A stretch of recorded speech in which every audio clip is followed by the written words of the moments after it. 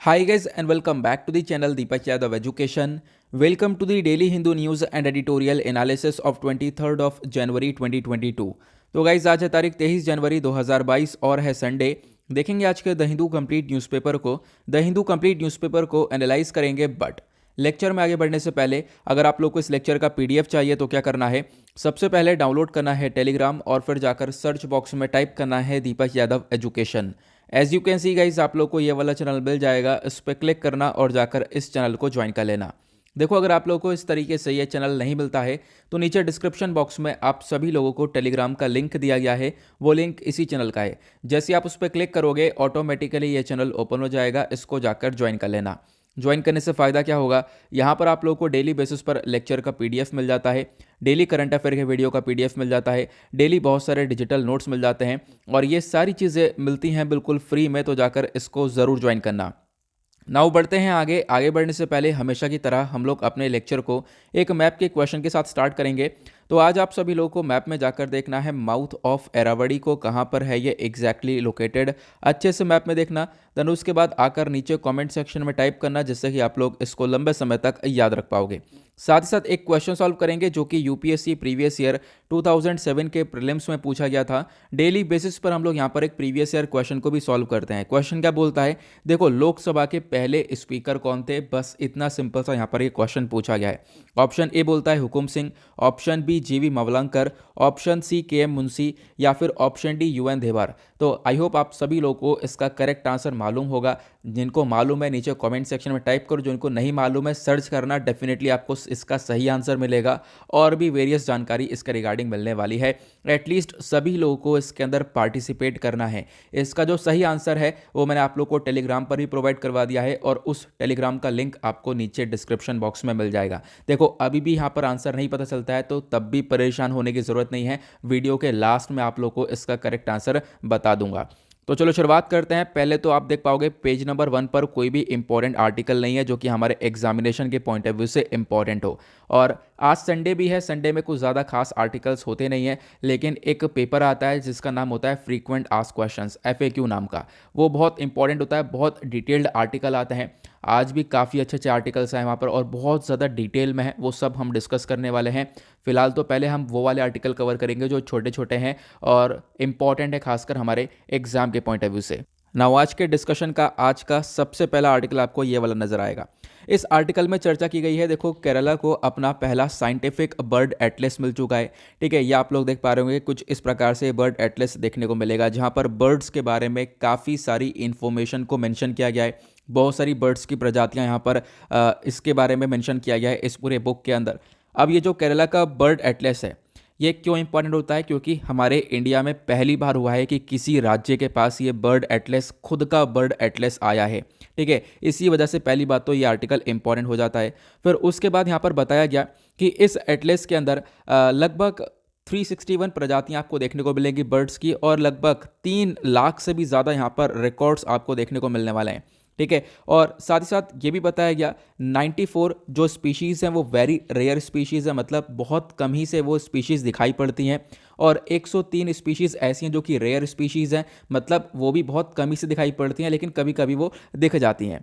उसके बाद 110 स्पीशीज़ ऐसी हैं जो कि कॉमन है और लगभग 44 हैं जो कि वेरी कॉमन है। तो इस प्रकार से यहाँ पर चीज़ें बताई गई हैं कि कितनी कितनी स्पीशीज़ इस पूरे एटलस के अंदर इंक्लूड करी गई है। फिर उसके बाद इन्होंने ये भी बताया कि ये जो केरला का बर्ड एटलस है ये एशिया का लार्जेस्ट बर्ड एटलस देखने को मिलता है in terms of geographical extent. Then उसके बाद यहाँ पर ये और क्या बताते हैं, देखो मैंने आपको स्पीशीज़ के बारे में बताया। देन उसके बाद यहाँ पर ये बताते हैं कि ज़्यादातर जो स्पीशीज़ यहाँ पर देखने को मिलती हैं वो नॉर्थ वाले रीजन में देखने को मिलती हैं। नॉर्दर्न डिस्ट्रिक्ट्स के साथ साथ सेंट्रल डिस्ट्रिक्ट्स के अंदर आपको बहुत सारी प्रजातियाँ देखने को मिलती हैं, लेकिन जो सदर्न डिस्ट्रिक्ट्स हैं वहाँ पर बहुत कम देखने को मिलती हैं। ठीक है, जैसे मान लो यहाँ पर आपने इंडिया का मैप ड्रॉ किया, तो मतलब इंडिया का मैप ड्रॉ करने के बाद मैं आप लोग को एक एग्जाम्पल के तौर पर बता रहा हूँ। तो आपने देखा नॉर्थ वाला रीजन हुआ, ठीक है, और सेंट्रल वाला रीजन हुआ, तो इन दोनों एरिया की जो प्रजातियां हैं वो सबसे ज़्यादा यहाँ पर मेंशन करी गई हैं इसके अंदर। जो सदर्न सेक्टर की प्रजातियां हैं वो बहुत ज़्यादा कम है, ऐसा भी यहाँ पर बताया गया है। क्लियर हुआ? तो ये यहाँ पर छोटी सी इन्फॉर्मेशन दी गई है।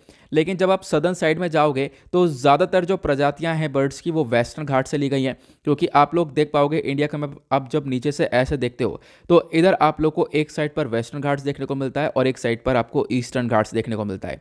और वेस्टर्न घाट्स की साइड पर जो बहुत सारी प्रजातियां हैं वही यहाँ पर बताया गया, उनके बारे में ज़्यादातर इन्फॉर्मेशन मेंशन करी गई है इस केरला बर्ड एटेस्ट के अंदर। आई होप आप लोग अच्छे से सारी चीज़ों को क्लियर कर चुके होंगे। बस खाली ज़रूर ध्यान रखना, हालांकि यहाँ पर वनडे एग्जामिनेशन में ज़्यादातर चांसेस है कि इस प्रकार के क्वेश्चन पूछे जाएं, पूछ लिया जाएगा कि हाँ रिसेंटली एक स्टेट के पास बर्ड एटलस आया है, उस स्टेट का नाम क्या है, उसका नाम केरला है, ध्यान ज़रूर रखना, ठीक है। और आगे बढ़ेंगे अब उसका नेक्स्ट आर्टिकल की तरफ। पहले तो हम लोग डायरेक्टली आएंगे FAQ वाले पेपर के ऊपर। देखो संडे में बहुत इंपॉर्टेंट पेपर होता है, इसको आप लोग बिल्कुल भी स्किप नहीं कर सकते हो। यहाँ पे जो पहला आर्टिकल है, जैसे हमारे डेली बेसिस पर एडिटोरियल आता है ना, उसी प्रकार से आप लोग कह सकते हो। देखो संडे में एडिटोरियल नहीं आता, ये आपको पता है, लेकिन उसका अलावा यहाँ पर ये वाला पेपर आता है उसके बदले में। अगर यहाँ पे पहला वाला आर्टिकल है, इसमें चर्चा की गई है, अभी हमने देखा कि जो यूएस है, यूएस के अंदर काफ़ी सारे प्रॉब्लम्स क्रिएट हुई हैं, खासकर 5G टेक्नोलॉजी को लेकर। खासकर जो इंडिया का एयर इंडिया लाइन है, ठीक है, एयरलाइंस हैं बेसिकली, उन्होंने जाने से मना करा वहाँ पर। क्यों मना किया उसको अब लोग समझेंगे। आखिरकार ये 5G की जो प्रॉब्लम है वो कैसे यहाँ पर एयरक्राफ्ट के साथ मिल सकती है, कैसे यहाँ पर 5G जो है एयरक्राफ्ट के साथ डिस्प्यूट क्रिएट कर सकता है, ऑल्टीमीटर क्या होता है, ऑल्टीमीटर के साथ क्या डिस्प्यूट्स हो सकते हैं 5G फ्रीक्वेंसी के, वो सारी चीज़ें यहाँ पर इस आर्टिकल के अंदर बताई गई हैं। वो हम लोग थोड़ा सा डिटेल से डिस्कस करने वाले हैं, आप खुद देख पाओगे आर्टिकल काफ़ी डिटेल में मेंशन किया गया है। उसके बाद अगला आर्टिकल आपको पता होगा, कार्डर रूल्स के बारे में काफ़ी चर्चा हो रही है, लगभग पिछले 3-4 दिन से रेगुलरली आपको ये न्यूज़ के अंदर देखने को मिलेगा। और ख़ास बात तो यह है कि आने वाले टाइम पर भी रेगुलरली आपको कम से कम 8 से 10 दिन तो देखने को मिलेगा ही मिलेगा। अब देखना कल चाहे वो एडिटोरियल आए या परसों एडिटोरियल आए, कहीं ना कहीं इस वाले आर्टिकल के बारे में भी चीज़ें मेंशन की जाएंगी। तो अच्छे से मैं आप लोगों को समझा दूंगा ये कार्डर रूल्स एग्जैक्टली क्या है, प्लस आज के टाइम पर क्या परेशानी हो रही है इसको लेकर। उसके बाद जो नेक्स्ट आर्टिकल आपको ये देखने को मिलेगा, ये आपको नीचे ही देखने को मिल जाएगा, ये भी अपने आप में एक इंपॉर्टेंट आर्टिकल है। चर्चा की गई है अभी जो महाराष्ट्र की लेजिस्लेटिव असेंबली है वहाँ से काफ़ी सारे जो MLAs हैं उनको सस्पेंड किया गया है।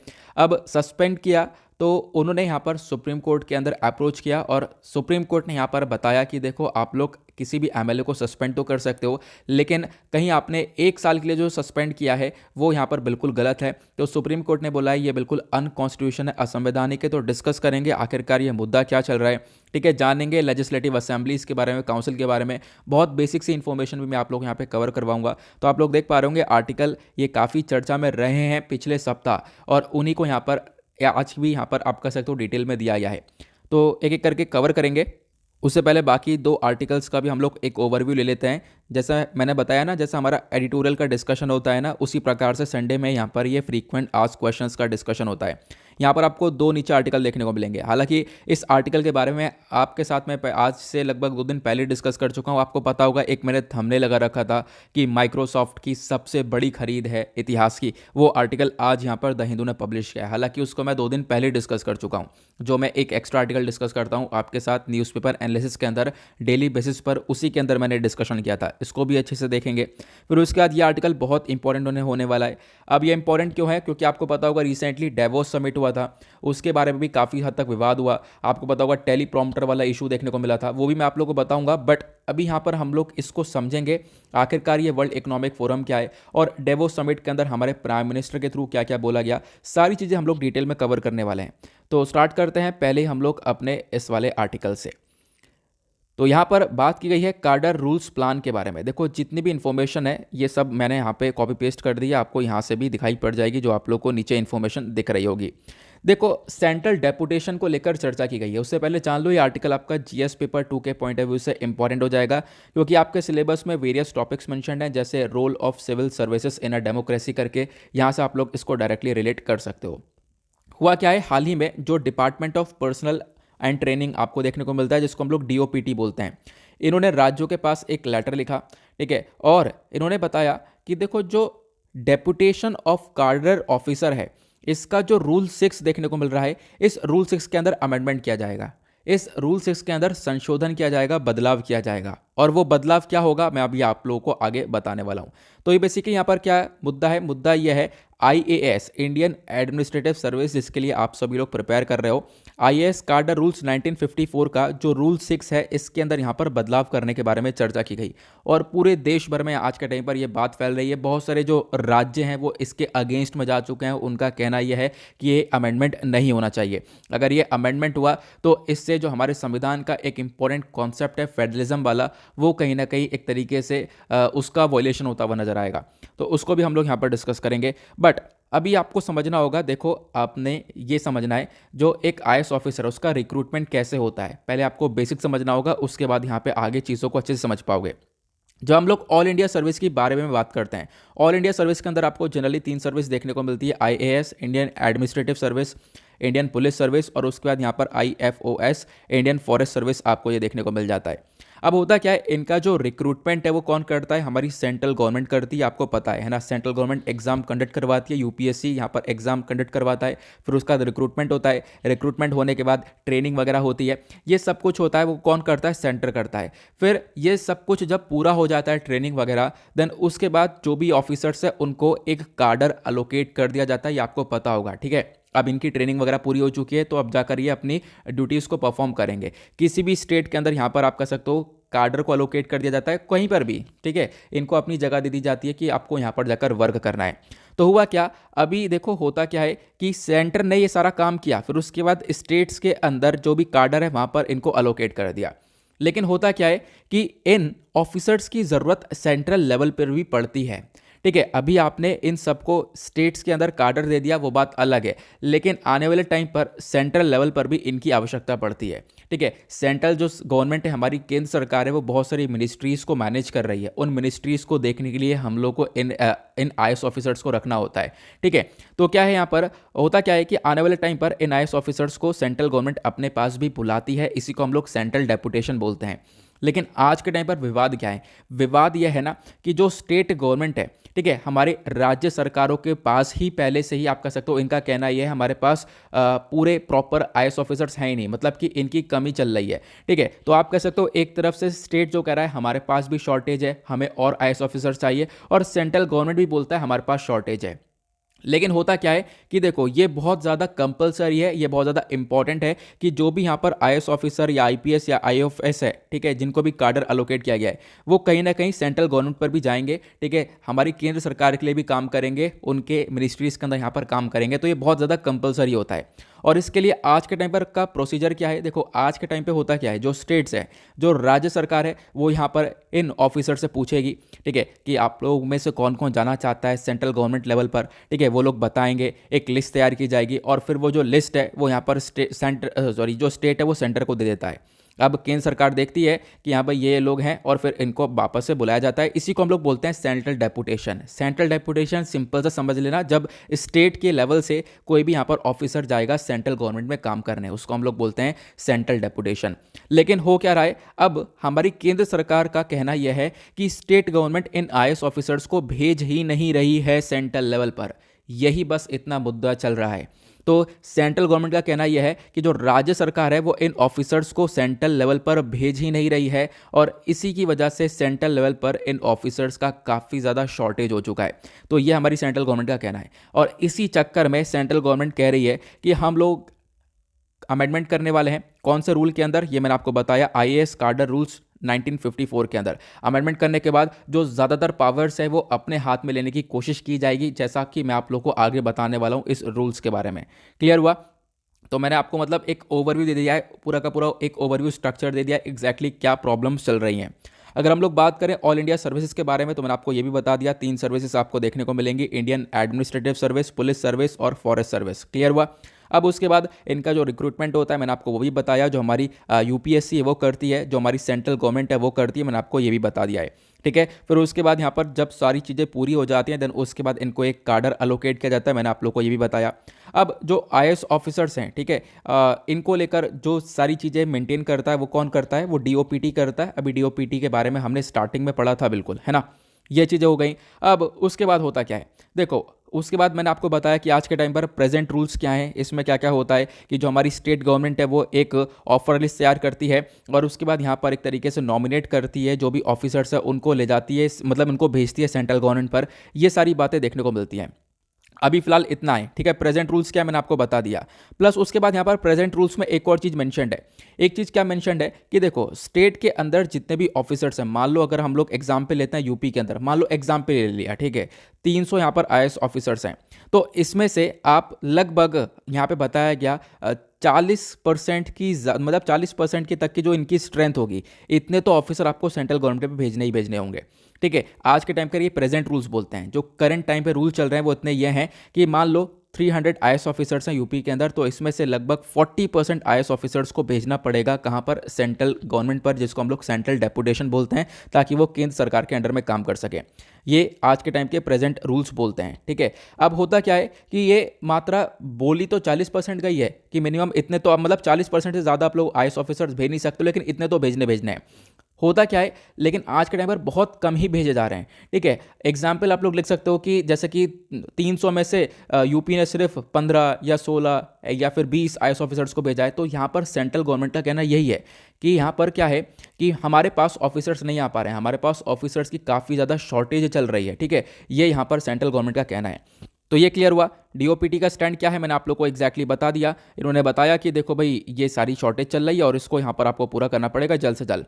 अगर ये काम नहीं होता है, क्योंकि ये जो काम है ये बहुत पहले से करते हुए नजर आ रहे हैं, और अब हो क्या रहा है ना, ये देखा जा रहा है कि बहुत लंबे समय से शॉर्टेज चल रही है। ऐसा नहीं है कि शॉर्टेज कोई नहीं हुई है, लंबे समय से शॉर्टेज लगातार चलती हुई नजर आएगी, है ना। तो इन सब चीज़ों को देखते हुए यहाँ पर क्या हुआ, कुछ अमेंडमेंट्स करने के बारे में चर्चा की गई है हमारे सेंट्रल गवर्नमेंट के थ्रू। अमेंडमेंट क्या बोला है इन्होंने, ये बहुत इंपॉर्टेंट है क्योंकि इसी के ऊपर सारी चीज़ें बेस्ड हैं, ठीक है। क्योंकि यही मेन मुद्दा है कि जो आज के टाइम पर बदलाव किए जा रहे हैं। आपने करंट सिचुएशन तो समझ लिया कि एग्जैक्टली क्या क्या रूल्स हैं, लेकिन अब अमेंडमेंट में क्या बोला गया है। देखो अमेंडमेंट में यहां पर यह बोला गया, बदलाव क्या हुआ, पहला पॉइंट पढ़ो, centre will decide the actual number of officers. यहीं पर मुद्दा खत्म हुआ, क्योंकि अभी तक क्या हो रहा था, स्टेट के हाथ में था ये सारी बातें कि वो लोग यहां पर ऑफिसर्स को, कितने ऑफिसर्स को भेज रहे हैं, कब कब भेज रहे हैं। लेकिन अब ये जो अमेंडमेंट है, इस अमेंडमेंट के माध्यम से जो सेंट्रल गवर्नमेंट है वो यहां पर डिसाइड करेगी कि कितने नंबर ऑफ ऑफिसर्स को सेंट्रल गवर्नमेंट में डिप्यूट किया जाएगा। ये यहाँ पर मुद्दा हो गया। तो मतलब सेंट्रल गवर्नमेंट चाह रही है अपने पास यहाँ पर सारी पावर्स लेना, और सेंट्रल गवर्नमेंट ने यहाँ पर एग्जैक्टली यही बताया है कि अब हम लोग आपको बताएंगे कि हम लोगों को कितने ऑफिसर्स चाहिए, और उतने ऑफिसर्स आपको एक पर्टिकुलर टाइम पीरियड के अंदर भेजने होंगे। ये यहाँ पर बताया गया। और अगर कोई डिसएग्रीमेंट होता है इसके बीच में, मान लो सेंट्रल और स्टेट गवर्नमेंट नहीं मानती है, कोई डिसएग्रीमेंट हो जाता है कि हाँ यार ये सही नहीं है, तो इसमें जो मानी जाएगी बात वो सेंट्रल गवर्नमेंट की मानी जाएगी। सेंट्रल गवर्नमेंट यहाँ पर एक तरीके से लीड करेगा इस डिसएग्रीमेंट के बीच में भी। तो अगेन यहाँ पर सेंट्रल गवर्नमेंट का पल्ला भारी हुआ, क्लियर हुआ। अब उसके बाद यहाँ पर क्या बोला गया, इसको देखो, ये तो यहां पर हमारी केंद्र सरकार ने बोल दिया कि अब हम आप लोगों को बताएंगे। मतलब कि अभी तक क्या हो रहा था, स्टेट्स के पास जो भी ऑफिसर्स थे, और स्टेट्स उसमें से मतलब 3-4 जो भी यहां पर ऑफिसर्स हो गए उनको भेज देता था। लेकिन अब सेंट्रल गवर्नमेंट ने बोला हम बताएंगे, हमें अगर यहां पर 15 ऑफिसर्स की रिक्वायरमेंट है तो हम आप लोगों से 15 ऑफिसर्स को मांगेंगे, ठीक है। तो अब सेंट्रल गवर्नमेंट यहां पर बताएगी, और उसके बाद एक टाइम पीरियड दे देगी कि हमें इतने टाइम पीरियड में इतने ऑफिसर्स चाहिए। यही यहां पर सबसे बड़ा अमेंडमेंट है। तो जो स्टेट गवर्नमेंट है, स्टेट गवर्नमेंट तो पहले से कह रही है हमारे पास पहले से ही शॉर्टेज है, तो हम कैसे आपको ऑफिसर्स पहुंचा दें। और इसी वजह से ओपोजिशन दिखाया है बहुत सारे राज्यों ने, चाहे वो वेस्ट बंगाल हुआ, केरला हुआ, इन सभी राज्यों ने बहुत ज़्यादा आप कह सकते हो ओपोजिशन दिखाया। और यहाँ पर आप कह सकते हो इनका कहना यह है कि जितनी भी बातें की जा रही हैं सेंट्रल गवर्नमेंट के थ्रू, ये अगेंस्ट है कोऑपरेटिव फेडरलिज्म के। फेडरलिज्म का कॉन्सेप्ट आपको पता ही है, जहां पर बात होती है सेंट्रल गवर्नमेंट और स्टेट गवर्नमेंट दोनों साथ में मिलकर काम करेंगे। लेकिन यहां पर आप कह सकते हो सेंट्रल गवर्नमेंट थोड़ा सा पावर्स की तरफ, मतलब पावर्स ज़्यादातर देखने को मिलेंगे सेंट्रल गवर्नमेंट के पास। तो यही यहां पर बोला गया है कि कहीं ना कहीं फेडरलिज्म का कॉन्सेप्ट कुछ और बोलता है और यहां पर कुछ और चीज़ें नजर आ रही हैं, ठीक है। क्लियर हुआ। तो ये ही इन्फॉर्मेशन यहाँ पर दी गई है। आई होप आप लोग सारी चीज़ें अच्छे से क्लियर कर चुके होंगे। मैंने आप लोगों को बता दिया, ठीक है, ये रूल्स के बारे में, कौन से रूल के अंदर बदलाव किया जा रहा है, कौन से 3 जो आपको ये ऑफिसर्स देखने को मिलेंगे जिसको लेकर चर्चा की जाती है, क्या क्या चेंजेस किए जा रहे हैं, मैंने आप लोग को वो भी बता दिया है अच्छे से, ठीक है। 40% की स्ट्रेंथ वाले भी मैंने अभी आपको कॉन्सेप्ट बताया था कि इतने जो यहाँ पर इतने परसेंट जो ऑफिसर्स है इतने तो भेजने होते हैं, मैंने अभी आप लोगों को बताया था।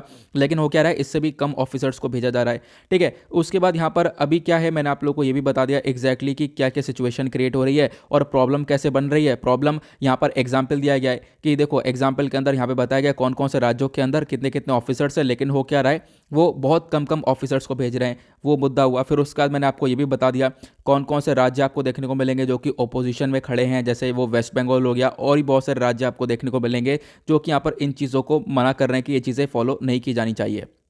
क्लियर हुआ? आई होप आप लोग अच्छे से पूरे आर्टिकल को बहुत ही अच्छे से समझ चुके हो। अब होगा क्या, देखो आने वाले टाइम पर बहुत सारे एडिटोरियल्स आते रहेंगे, लेकिन अब ज़्यादा फोकस करना नहीं है क्योंकि आपको इशू पता चल चुका है कि हाँ इशू एग्जैक्टली क्या हुआ है। आगे बढ़ते हैं नेक्स्ट आर्टिकल पर, लेकिन आगे बढ़ने से पहले लाइक का बटन है फटाफट यार दबा दो, और लाइक करके और साथ ही साथ अपने दोस्तों के साथ भी यहाँ पर इस वीडियो को शेयर भी कर सकते हो। शेयर करोगे वीडियो और ज़्यादा रीच होगा, फटाफट लेकिन लाइक कर देना। हमने कल टारगेट रखा था 5,000 लाइक्स का, और कल रात जब मैंने देखा था शायद वो तो 5,500 पूरे हो चुके थे। तो अगेन आज भी हमारा इतना ही टारगेट है, फटाफट यार इतना कर दोगे तो इतना काफ़ी ज़्यादा अच्छा लगता है। और प्लस यहाँ पर कोई भी यार पेड वगैरह चीज़ें नहीं है, आराम से सारी चीज़ें आप लोगों को फ्री ऑफ कॉस्ट मिल रही हैं, तो 1 सेकेंड नहीं लगेगा, आप इतना तो कर ही सकते हो। वीडियो को लाइक करके आप अपना सपोर्ट दिखा सकते हो। नेक्स्ट आर्टिकल अगेन एक बहुत इंपॉर्टेंट आर्टिकल होने वाला है।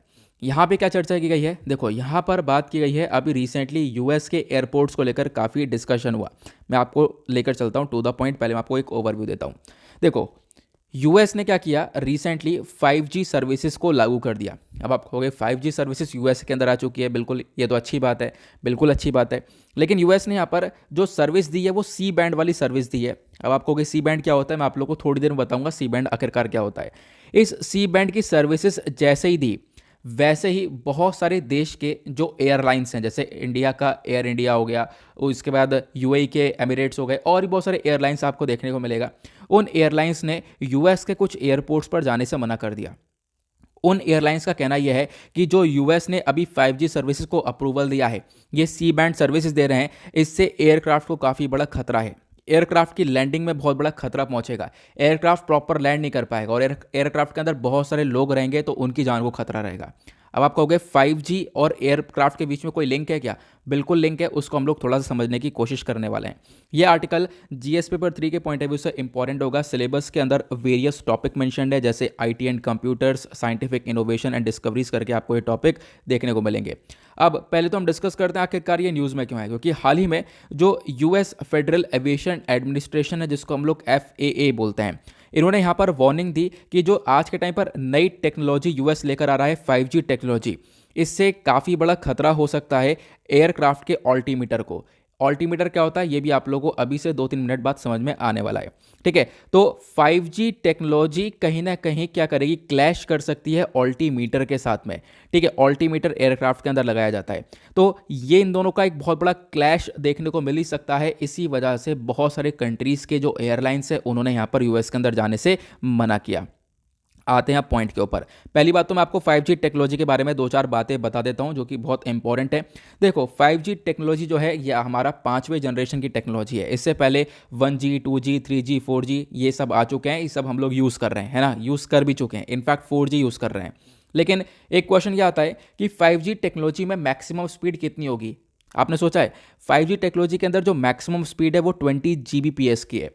मतलब आप इमेजिन कर सकते हो 20 Gbps 20 गीगाबिट्स पर सेकंड की स्पीड आपको देखने को मिलेगी। अपने आप में बहुत ज़्यादा स्पीड है, ठीक है। अभी तक हम लोग कितनी स्पीड यूज़ कर रहे हैं, तो 4G टेक्नोलॉजी का इस्तेमाल करते हैं। 4G टेक्नोलॉजी में हाईएस्ट जो स्पीड है वो 1 Gbps की आपको देखने को मिलती है। तो आप इसको इंटू 20 कर सकते हो। जो 5G टेक्नोलॉजी है वो यहाँ पर 20 गुना ज़्यादा देखने को मिलेगा, 20 Gbps की स्पीड आपको यहाँ पर देखने को मिल जाती है।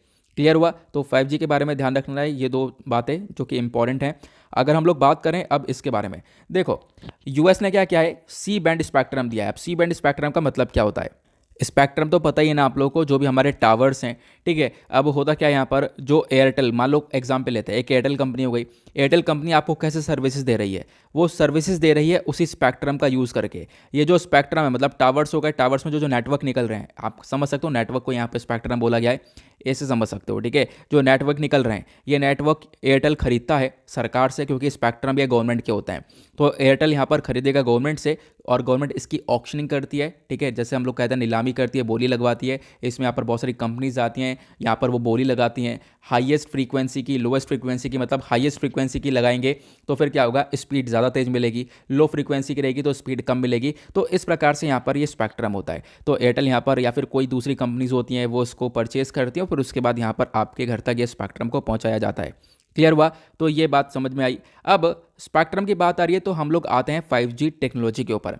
5G के अंदर बात करें तो आपको यहाँ पर जो स्पेक्ट्रम देखने को मिलता है वो आपको 3 बैंड के अंदर देखने को मिलता है। मैंने आपको बताया 5G की स्पीड अपने आप में ज़्यादा है, लेकिन 3 प्रकार के आपको स्पेक्ट्रम देखने को मिलेंगे। एक होता है हाई बैंड और मिड बैंड और लो बैंड। लो बैंड के अंदर मतलब फ्रीक्वेंसी बहुत कम है, 1 गीगाहर्ट्ज़ के आसपास की फ्रीक्वेंसी है, स्पीड बहुत ज़्यादा कम रहेगी, ठीक है। और उसके बाद आता है मिड बैंड, यहाँ पर जो एक तरीके से फ्रीक्वेंसी है वो 1 गीगाहर्ट्ज़ से लेकर 6 गीगाहर्ट्ज़ तक की है। यहाँ पर स्पीड काफ़ी ज़्यादा तेज़ रहेगी as compare to the low band. उसके बाद आता है हाई बैंड। हाई बैंड के अंदर आप देख पाओगे यहाँ पर 24 गीगाहर्ट्ज़ से भी ज़्यादा स्पीड रहने वाली है, और आप कह सकते हो ये बहुत ज़्यादा हाई स्पीड है। अभी यूएस ने क्या किया है, यूएस ने यहाँ पर इस वाले मिड वाले बैंड को एक तरीके से अप्रूवल दिया है। मिड वाले बैंड को अप्रूवल कैसे दिया है मैं आपको वो भी समझाऊंगा। तो कहीं ना कहीं 1 गीगाहर्ट्ज़ से लेकर 6 गीगाहर्ट्ज़ के बीच में किसी नंबर को लेकर यहाँ पर ये फ्रीक्वेंसी एक तरीके से आप कह सकते हो ये जो स्पेक्ट्रम है ये अप्रूव किया गया यूएस के थ्रू। मतलब ये यहाँ पर इस प्रकार का नेटवर्क यूज़ करने के लिए यूएस ने अप्रूवल दिया, ठीक है। एग्जैक्टली कितना था वो मैं आपको बताता हूँ। जो 5G का जो सी बैंड है बेसिकली उसके बीच में मैंने आपको बताया 1 गीगाहर्ट्ज़ से लेकर 6 गीगाहर्ट्ज़ की फ्रीक्वेंसी होती है, लेकिन यूएस ने जो अप्रूवल दिया है वो ये है 3.7 से लेकर 4.2 गीगाहर्ट्ज़ की, ठीक है। तो जो कि यूएस ने अभी अप्रूवल दिया है वो कहीं ना कहीं इन दोनों के बीच में स्टैंड करता है, तो मतलब ये सी बैंड वाली कैटेगरी के अंदर आता है। क्लियर हुआ? अब यहाँ पर क्या हुआ, इतने कि यहाँ पर ये जो गीगाहर्ट्ज़ है इनकी ऑक्शनिंग करी यूएस ने, यूएस की सरकार ने यहाँ पर इनको ऑक्शन किया, इनकी नीलामी कराई, ठीक है। अब क्या है, बहुत सारी जो कंपनीज है टेलीकॉम कंपनीज वो उसको परचेस करेंगी, परचेस करने के बाद वो यहाँ पर सर्विसेज प्रोवाइड करवाएंगी। जैसा इंडिया में हो रहा है वैसे यहाँ पर आप देख पाओगे वही पूरा सिस्टम देखने को मिलेगा जो कि मैंने अभी आपको स्टार्टिंग में बताया था। लेकिन बोला यह जा रहा है जो नई सी बैंड टेक्नोलॉजी है, जो नया सी बैंड का ये फ्रीक्वेंसी है 5G टेक्नोलॉजी का, ये कहीं ना कहीं एयरक्राफ्ट्स को परेशान कर सकती है, लोगों के लिए जान का खतरा बन सकती है जो कि एयरक्राफ्ट्स के अंदर ट्रैवल कर रहे होंगे। अब ये कंसर्न दिक्कत क्या है मैं आपको कंसर्न के ऊपर लेकर चलता हूँ। देखो हुआ क्या, यूएस ने 5G का जो सी बैंड है उसको अप्रूवल दिया, ये मैंने आपको बता दिया। लेकिन यहाँ पर एक बात और है, जो FAA है ये बॉडी आपको देखने को मिलेगी, इसका कहना यह है, देखो जो एयरक्राफ्ट होते हैं एयरक्राफ्ट के अंदर ऑल्टीमीटर लगा हुआ होता है। अब पहली बात क्वेश्चन यह है कि सर ये ऑल्टीमीटर होता क्या है, चलो मैं आप लोग को पहले ऑल्टीमीटर के बारे में बता देता हूँ, ठीक है। अब कभी एयरप्लेन उड़ रहा है तो इसमें ऑल्टीमीटर कैसे काम करता है मैं आपको उसके बारे में समझाता हूँ। पहली चीज़ तो आपको देखना होगा, यहाँ पर इस एरोप्लेन के अंदर एक पायलट बैठा हुआ है ना। अब पायलट क्या ज़मीन पर देख पा रहा है, नीचे नहीं देख पा रहा होगा, लेकिन आपको कोई बाहर तो देख पा रहा है, हाँ सामने देख पा रहा होगा पायलट, लेकिन ज़मीन पर देख पा रहा है, नहीं देख पा रहा होगा। तो आपके दिमाग में कई क्वेश्चन आया कि एरोप्लेन लैंड कैसे करता है नीचे, ठीक है। अब लैंड कैसे, क्या यहाँ पर इंजन बंद कर देंगे तो ऐसे एकदम से गिर नहीं जाएगा, मतलब ऐसे लैंड नहीं करता। इसके पीछे यहाँ पर एक आप कह सकते हो कॉन्सेप्ट है, वो होता है ऑल्टीमीटर का। अब यहाँ पर जो पायलट बैठे हैं, पायलट को नीचे कुछ दिखाई नहीं दे रहा है, यहाँ पर ज़मीन दिखाई नहीं दे रही है, बिल्कुल सामने सामने का दिखाई दे रहा है। तो ये प्लेन बिल्कुल आराम से स्मूथली ऐसे लैंड कैसे करता है, क्योंकि एयरक्राफ्ट के अंदर लगा हुआ है ऑल्टीमीटर। ऑल्टीमीटर क्या करता है, ये इनको डिस्टेंस बताता रहता है, ज़मीन से लेकर एयरक्राफ्ट के बीच में कितना डिस्टेंस है। तो ऐसे यहाँ पर ये ऑल्टीमीटर वर्क करता है। अब आप कहोगे कैसे, ऐसा कैसे हो जाता है, देखो ये जो ऑल्टीमीटर है ना ये यहाँ पर वेव्स छोड़ता है, बहुत हायर फ्रीक्वेंसी की, बहुत ज़्यादा फ्रीक्वेंसी वाली वेव्स छोड़ता है। ये वेव छोड़ेगा और वेव यहाँ पर टकराएंगी और ये टकराने के बाद वापस से इस ऑल्टीमीटर के पास पहुँचेंगी। तो ऑल्टीमीटर यहाँ पर पायलट्स को बताता है कि यहाँ लैंड और एयरक्राफ्ट के बीच में इतना ज़्यादा डिस्टेंस है, इतनी दूरी है। तो इन्हीं चीज़ों को मॉनिटर करते करते देखते देखते जो पायलट है वो यहाँ पर एयरक्राफ्ट को उतारते हैं नीचे। आपको क्लियर हुआ इसके बारे में, ठीक है। इसी को हम लोग बोलते हैं ऑल्टीमीटर। लेकिन मैंने अभी एक वर्ड यहाँ पे यूज़ किया था कि ऑल्टीमीटर भी क्या करता है, हायर फ्रीक्वेंसी का इस्तेमाल करता है ना। और ये कितनी फ्रीक्वेंसी हो सकती है, तो यहाँ पे बताया गया ये लगभग 4.2 से लेकर 4.4 गीगाहर्ट्ज़ तक की रेंज की फ्रीक्वेंसी हो सकती है, इतनी फ्रीक्वेंसी का यूज़ करता है। और मैंने अभी थोड़ी देर पहले आप लोगों को क्या बताया था कि यूएस ने जो 5G टेक्नोलॉजी है इसकी जो फ्रीक्वेंसी है वो कितनी यहाँ पर दी है, लगभग यहाँ पर 3.8 से लेकर 3.9 ले सकते हो, 3.8 से लेकर 3.9 गीगाहर्ट्ज़ तक की फ्रीक्वेंसी देखने को मिलेगी।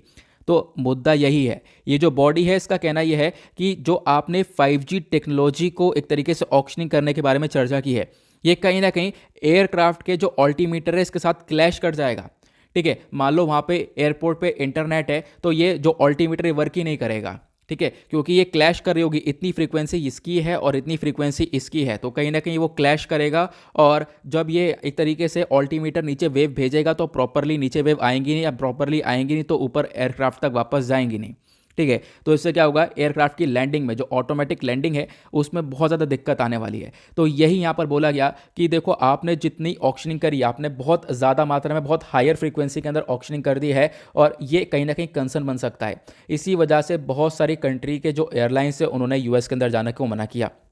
क्लियर हुआ क्या मुद्दा था? आई होप आप लोग बहुत अच्छे से बहुत सिंपल भाषा में समझ गए होंगे, ठीक है।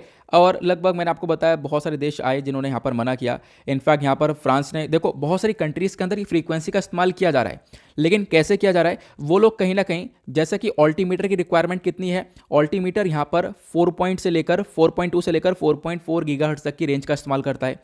लेकिन दूसरे कंट्रीज़ ने क्या किया है, इससे कम रेंज में यहाँ पर रखा है। अपना जो इंटरनेट है वो उससे कम रेंज में रखो, ठीक है, इससे कम रेंज में रखोगे तो कोई बात नहीं है, लेकिन आप इसके आसपास रखोगे तो ऊपर नीचे हो जाता है। अब ऊपर नीचे हो जाता है तो उसकी वजह से यहाँ पर आप कह सकते हो ये ऑल्टीमीटर वर्क करना बंद कर देगा। तो ऑल्टीमीटर वर्क करना बंद करेगा तो पायलट को कैसे पता चलेगा कि कितना डिस्टेंस रह गया है, वो कैसे लैंड कराएगा प्लेन को नीचे, वो तो लैंड मतलब एक लैंड की बजाय क्रैश हो जाएगा प्लेन।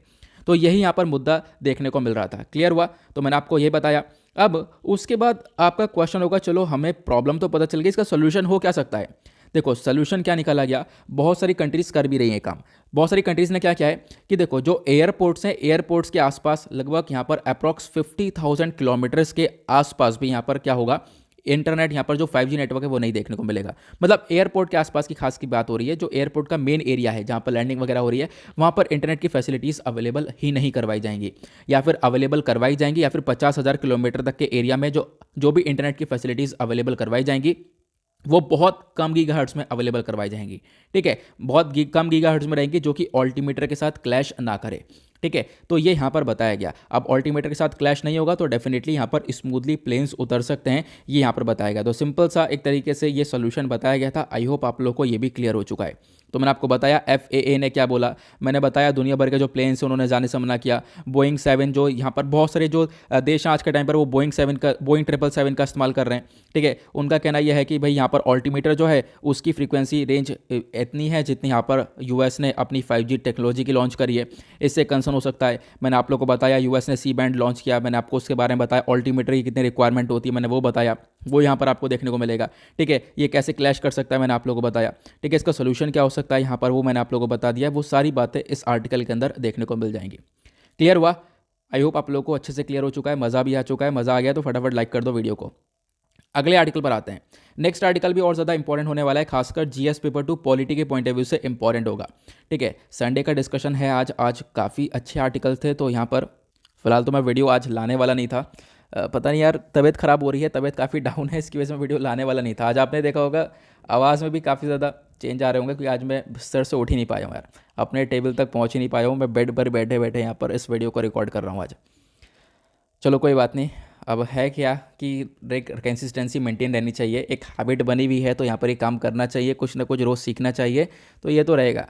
और यही कहना चाहूँगा यार, आप लोग भी अपना ख्याल रखो, ठंड से बचो, वो ज़्यादा बेहतर रहेगा। वैसे भी अभी जो केसेस वगैरह इतने ज़्यादा निकल कर आ रहे हैं, अभी तो वैसे भी इंडिया के अंदर एक रिकॉर्ड टूट चुका है, तो ध्यान रखो अपना सभी लोग, वो ज़्यादा सही रहेगा। और अपनी पढ़ाई वगैरह सही से करते रहो। ये वाला जो आर्टिकल है बात करता है MLS के सस्पेंशन को लेकर। देखो मैं आपको इस आर्टिकल के बारे में समझाता हूँ, एक एक बातें एक एक अच्छे से इन्फॉर्मेशन कवर करने वाले हैं। ये आर्टिकल आपका GS पेपर 2 के पॉइंट ऑफ व्यू से इंपॉर्टेंट होगा। मैंने आप लोगों को बताया सिलेबस के अंदर parliament, state legislature, transparency and accountability, ये सारे टॉपिक्स मेंशन करे गए हैं। ये आर्टिकल न्यूज़ में क्यों है, क्योंकि हाल ही में लगभग 12 MLAs हैं। MLAs मतलब मेंबर ऑफ लेजिस्लेटिव असेंबली, ठीक है। अब यहाँ पर 12 जो MLA हैं कहाँ के, महाराष्ट्र लेजिस्लेटिव असेंबली के। अब इस MLA को महाराष्ट्र लेजिस्लेटिव असेंबली से मतलब सिमिलर मत कह लेना, ठीक है। ये MLA का मतलब होता है मेंबर ऑफ लेजिस्लेटिव असेंबली।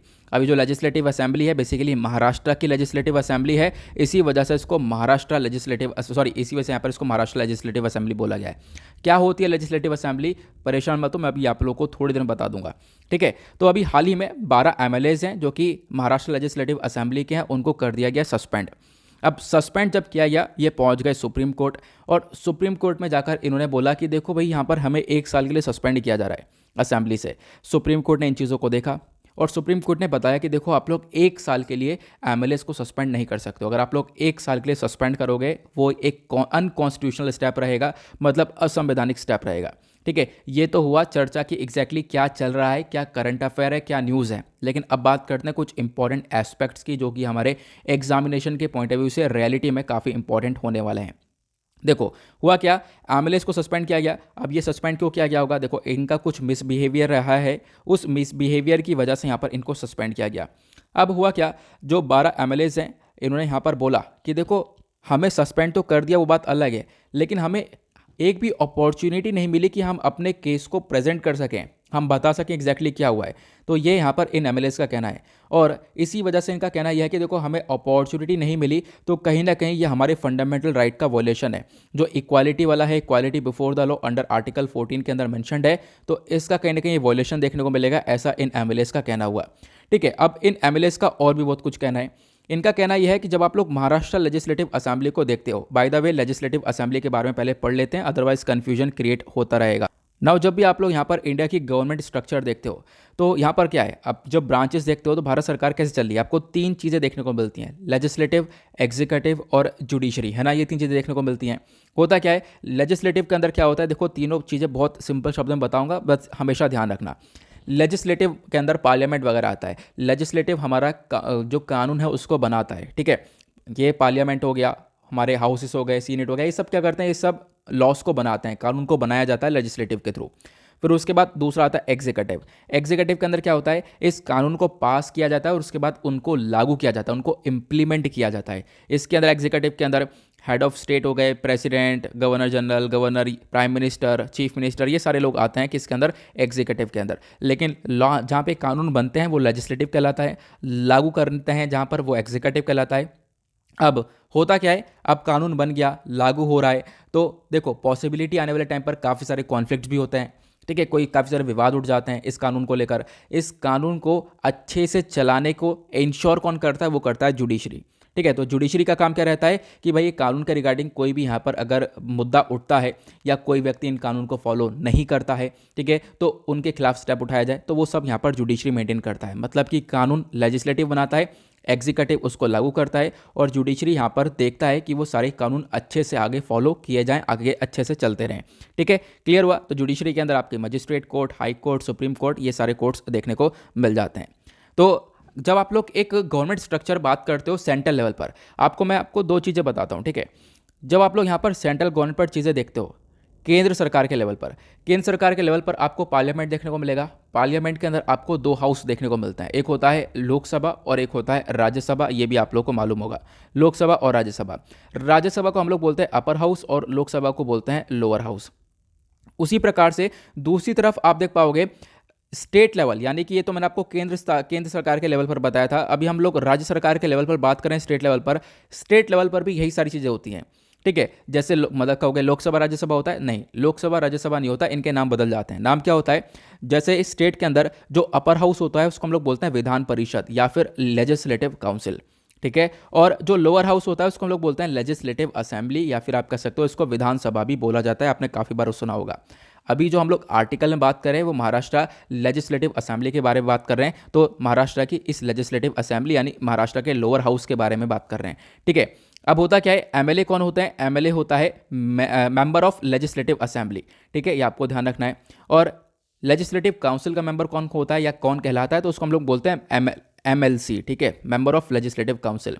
और एक बात जरूर ध्यान रखना, एक क्वेश्चन आपके दिमाग में आ रहा होगा, क्या हर एक राज्य में अपर हाउस लोअर हाउस होता है, मतलब लेजिस्लेटिव असेंबली और लेजिस्लेटिव काउंसिल हर एक राज्य में होता है? तो ऐसा नहीं है, ध्यान से रखना, इसको याद रखना। देखो लेजिस्लेटिव जो असेंबली है ये हर राज्य में होती है, हर राज्य में। जो लोअर हाउस होता है ये हर एक स्टेट में होता है, लेकिन लेजिस्लेटिव काउंसिल हर एक स्टेट में नहीं होता है। अब इतना काम आपको करना है, सर्च करना है, आपको बताना है करंट टाइम में यहाँ पर कौन कौन से राज्य हैं जिनके पास ये लेजिस्लेटिव काउंसिल देखने को मिलता है, उनके पास अपर हाउस देखने को मिलता है। तो आपको नीचे कमेंट सेक्शन में उन राज्यों के नाम बताने हैं, या फिर आप लोग बता भी सकते हो कि आप लोग जिस राज्य में रह रहे हो वहाँ पर लेजिस्लेटिव काउंसिल है या नहीं है। देखो लेजिस्लेटिव असेंबली तो होगी, लेकिन आप ये बताना लेजिस्लेटिव काउंसिल है वहाँ पर या नहीं है, नीचे कमेंट सेक्शन में इसको जरूर टाइप करना। तो क्लियर हुआ इतना स्ट्रक्चर। तो हम लोग बात कर रहे हैं स्टेट लेवल की और बात कर रहे हैं हम लोग आर्टिकल के अंदर लेजिस्लेटिव असेंबली की। तो ये जो लेजिस्लेटिव असेंबली है बेसिकली महाराष्ट्र की है, जहां से एमएलएस को अभी सस्पेंड किया गया। क्या मुद्दा उठा मैंने आपको बता दिया। अब महाराष्ट्र की जो असेंबली है इसका रूल 53 क्या बोलता है, इन एमएलएस का कहना यह है कि देखो हमारा रूल 53 ये बोलता है कि इस असेंबली का जो भी स्पीकर है, स्पीकर यहाँ पर किसी भी मेंबर को एक तरीके से मान लो उस मेंबर ने कोई अपना मिसबिहेवियर दिखाया तो उसको यहाँ पर मना कर सकता है, उसको विड्रॉ कर सकता है असेंबली से, कि वो असेंबली में अटेंड ही ना करे उसको। ठीक है, बिल्कुल ऐसे किया जा सकता है, मतलब किसी भी मेंबर को सस्पेंड किया जा सकता है, आप कह सकते हो। लेकिन क्वेश्चन यह है क्या मेंबर को 1 साल तक सस्पेंड किया जा सकता है, तो वो यहाँ पर नहीं है, ऐसा यहाँ पर बोला गया। ठीक है, मेंबर को हम लोग 1 साल तक सस्पेंड नहीं कर सकते हैं, ये भी यहाँ पर मेंशन किया गया है। और अब इसी चीज़ को देखते हुए सुप्रीम कोर्ट ने बहुत सारे आर्गूमेंट दिए हैं। सुप्रीम कोर्ट ने बोला कि जब अगर आप लोग यहाँ पर किसी भी मेंबर को 1 साल के लिए अगर सस्पेंड करते हो, जो कि होना नहीं चाहिए, अगर ऐसा होता है तो कहीं ना कहीं हमारे बेसिक स्ट्रक्चर ऑफ कॉन्स्टिट्यूशन का ये वॉयलेशन है, हमारे बेसिक स्ट्रक्चर ऑफ कॉन्स्टिट्यूशन का एक तरीके से यहाँ पर ये हनन देखने को मिलेगा।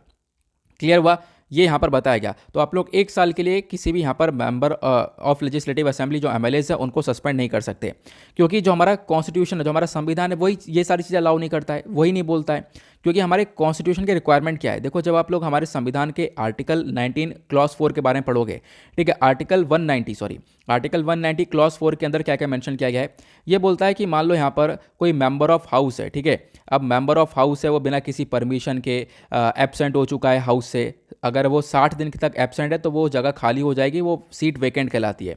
मतलब कहना ये चाहते हैं कि हमारे संविधान के अंदर भी जो मैक्सिमम यहाँ पर डेज़ के बारे में बताया गया है वो 60 डेज़ के बारे में बताया गया है। तो सुप्रीम कोर्ट यहाँ पर कहना ये चाहता है कि देखो आपने जो सस्पेंड किया है, आप 1 साल तक सस्पेंड नहीं कर सकते, मैक्सिमम जो सस्पेंशन है वो लगभग 59 डेज़ या फिर 60 डेज़ तक का ही हो सकता है, ये यहाँ पर कहना है। अगर आप इससे ज़्यादा सस्पेंशन करते हो तो कहीं ना कहीं आप पूरी कॉन्स्टिट्यूंसी को सस्पेंड कर रहे हो। ठीक है, ये भी यहाँ पर बताया गया। उसके बाद एक क्वेश्चन ये भी आता है, क्या सुप्रीम कोर्ट इसके अंदर इंटरवीन कर सकता है इन मुद्दों के अंदर? तो देखो महाराष्ट्र लेजिस्लेटिव असेंबली ने इसके रिगार्डिंग एक आर्गूमेंट दिया है। महाराष्ट्र लेजिस्लेटिव असेंबली ने बोला कि हमारा आर्टिकल 212 क्या बोलता है कि बेसिकली जो भी कोई भी कोर्ट है, बेसिकली कोई जो कोर्ट है उनके पास जुरिस्डिक्शन नहीं है इनकी प्रोसीडिंग्स के अंदर यहाँ पर वो इंटरफेयर करें या फिर इनकी प्रोसीडिंग्स के अंदर इंक्वायर करें। हुआ क्या था, जैसे ये मुद्दा उठा, जैसे यहाँ पर ये जो एमएलएस है वो सुप्रीम कोर्ट पहुँचे, तो सुप्रीम कोर्ट ने ये मुद्दा देखा। अब महाराष्ट्र लेजिस्लेटिव असेंबली ये बोलती है कि देखो कोई भी कोर्ट हमारे अंदर इंटरफेयर नहीं करना चाहिए, हमारा लॉ बोलता है। लेकिन इसका रिस्पॉन्स पता है सुप्रीम कोर्ट क्या बोलता है? इसके रिस्पॉन्स में सुप्रीम कोर्ट बोलता है देखो यहाँ पर बिल्कुल ये सुप्रीम कोर्ट का हक है और कोर्ट्स का बिल्कुल हक है, जुडिशरी यहाँ पर किसी भी केस के अंदर इंटरवीन कर सकती है अगर वो केस अनकॉन्स्टिट्यूशनल है, असंवैधानिक है और वो काम किसी भी हाउस के थ्रू किया जा रहा है, तो यहाँ पर जुडिशरी बिल्कुल अंदर आ सकती है, जुडिशरी यहाँ पर इस केस को देख सकती है, ऐसा यहाँ पर सुप्रीम कोर्ट ने बोला। तो मतलब ओवरऑल सुप्रीम कोर्ट इस केस को देखता है और सुप्रीम कोर्ट यहाँ पर बोलता है कि आप लोग 1 साल के लिए किसी भी मेंबर को यहाँ पर बैन नहीं कर सकते हो, किसी भी मेंबर को सस्पेंड नहीं कर सकते हो। क्लियर हुआ, मैंने आप लोगों को बता दिया एग्जैक्टली क्या हुआ था महाराष्ट्र लेजिस्लेटिव असेंबली के अंदर। ठीक है, 12 बीजेपी के लेजिस्लेटर्स हैं जिनको सस्पेंड किया गया, मैंने आपको ये भी बताया। सुप्रीम कोर्ट ने अभी बताया, सुप्रीम कोर्ट ने क्वेश्चन भी उठाया कि आप लोग 1 साल तक सस्पेंशन कैसे कर रहे हो, हमारा संविधान अलाउ नहीं करता है।